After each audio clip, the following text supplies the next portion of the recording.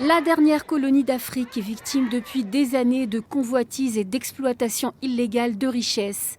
Plusieurs entreprises étrangères persistent dans leurs activités malgré le statut de territoire non autonome en attente de décolonisation du Sahara occidental.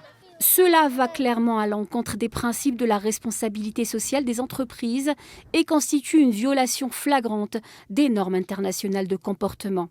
Depuis le blocage par le Maroc de l'exercice de l'autodétermination par le peuple sahraoui, plusieurs décisions de justice sont venues confirmer l'illégalité de l'exploitation des richesses du Sahara occidental.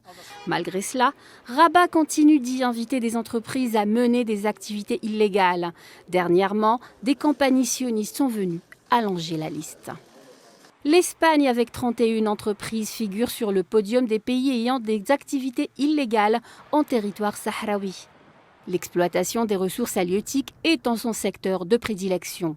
Suivie par la France avec 19 entreprises, la Chine, elle, occupe la 3e place avec 14 entreprises.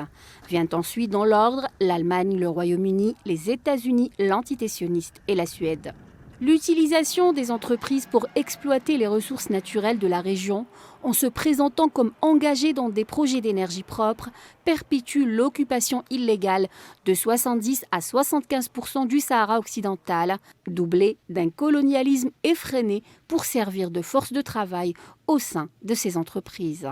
Le document présenté par la République arabe sahraoui démocratique lors du 26e sommet sur le climat estime que la capacité du Maroc à atteindre ses objectifs climatiques et à se conformer à l'accord de Paris dépend en partie du développement de l'infrastructure des énergies renouvelables dans le Sahara occidental occupé.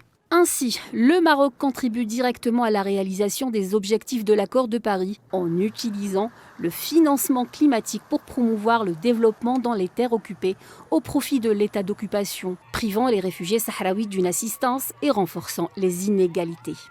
Le Maroc a ainsi réussi à obtenir jusqu'à fin décembre 2020 un financement climatique de 293,8 millions de dollars provenant des fonds climatiques multinationaux, tandis que l'Algérie et la Mauritanie ont reçu respectivement 13,8 et 74,4 millions de dollars.